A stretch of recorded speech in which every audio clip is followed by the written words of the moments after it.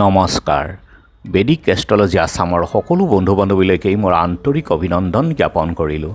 আজি মই লৈ আহিছোঁ অন্য এক ব্যতিক্ৰমী ভিডিঅ'। যিসকল দম্পতীয়ে এক পুত্ৰ প্ৰাপ্তিৰ কাৰণে তেওঁলোকে আশা কৰি আছে বা ভগৱানক প্ৰাৰ্থনা কৰি আছে, তেওঁলোকৰ কাৰণে বেদৰ এই 8টা উপদেশ যদি তেওঁলোকে মানি চলে তেনেহ'লে তেওঁলোকৰ পুত্ৰ প্ৰাপ্তিত নিশ্চয় সহায়ক হ'ব। সকলো দম্পতীৰেই এটা সন্তান কাম্য। আজিকালি পুত্ৰ কন্যা বুলি কোনো কথা নাই। পুত্ৰই হওক বা কন্যাই হওক, সুস্থ সন্তান পিতৃ মাতৃৰ কাৰণে সৌভাগ্যদায়ক। আজি মই আলোচনা কৰিবলৈ ওলাইছোঁ যে বেদৰ উপদেশ মৰ্মে কিদৰে আমি পুত্ৰ সন্তান লাভ কৰিব পাৰোঁ। এই সূত্ৰৰ প্ৰয়োগৰে মহৰ্ষি ব্যাসদেৱে 3 পত্নীৰ পৰা 3টা পুত্ৰ সন্তান লাভ কৰিছিল: ধৃতৰাষ্ট্ৰ, পাণ্ডু, বিদুৰ। এই কথা মহৰ্ষি দয়ানন্দদেৱৰ লিখিত পুস্তক সংহাৰ বিধিত বৰ্ণনা কৰা আছে স্পষ্টভাৱে।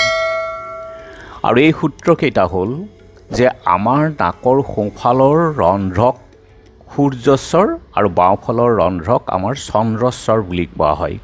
যেতিয়া গৰ্ভধাৰণৰ সময়ত বাওঁ নাকৰ ৰন্ধ্ৰ খোলা থাকে তেতিয়া পুত্ৰ সন্তান জন্ম হয়। আৰু দ্বিতীয় হ'ল জ্যোতিষ শাস্ত্ৰ অনুযায়ী সূৰ্যৰ স্থিতিৰ ওপৰত পুত্ৰ সন্তান লাভ হয়। সূৰ্যৰ যেতিয়া উত্তৰায়ণ হয় সেই সময়ত গৰ্ভধাৰণ কৰিলে পুত্ৰ সন্তান জন্ম হয়।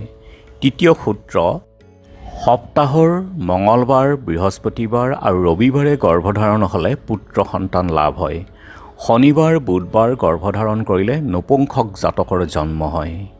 চতুৰ্থ সূত্ৰ হ'ল যে শুক্লপক্ষৰ চতুৰ্থী, ষষ্ঠী, অষ্টমী, দশমী, দ্বাদশী, চতুৰ্দশী আৰু পূৰ্ণিমা নিশা গৰ্ভধাৰণ কৰিলে পুত্ৰ সন্তান লাভ হয়। পঞ্চম সূত্ৰ হ'ল যে শিৱপুৰাণৰ সূত্ৰ, কোনো শুভ দিন মুহূৰ্তত যদি এই গোপাল মন্ত্ৰটো 1,15,000 বাৰ সংকল্প কৰি জপ কৰিব লাগিব তেতিয়া পুত্ৰ সন্তান জন্ম হয়। কিন্তু প্ৰথমে গণেশৰ আৰাধনা কৰি ল'ব লাগিব প্ৰথম দিনাখন। আৰু যিদিনাখনেই এই মন্ত্ৰ জপ কৰা হয় সেইদিনাখনেই গণেশৰ প্ৰথমতে আৰাধনা কৰি ল'ব লাগিব।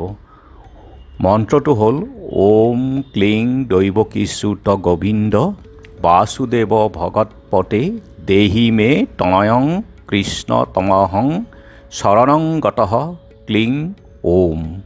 এই মন্ত্ৰটো প্ৰতিদিনে আপুনি যিমান পাৰে, কমেও এটা মালা কৰিলে 108 বাৰ হ'ব, তেনেকৈ 1,15,000 বাৰ জপ কৰি সম্পূৰ্ণ কৰক, পুত্ৰ সন্তান লাভ হ'ব।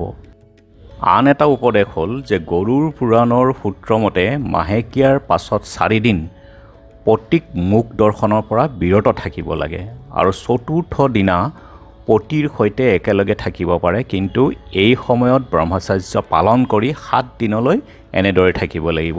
7 দিনৰ দিনা স্তুতি কৰি গৰ্ভধাৰণ কৰিলে পুত্ৰ সন্তান লাভ হয় বুলি বেদৰ উপদেশ। গতিকে বন্ধু বান্ধৱীসকল, আপোনালোকে আস্থা সহকাৰে এই সূত্ৰকেইটা মানি চলক, নিশ্চয় পুত্ৰ প্ৰাপ্তি লাভ হ'ব। ধন্যবাদ।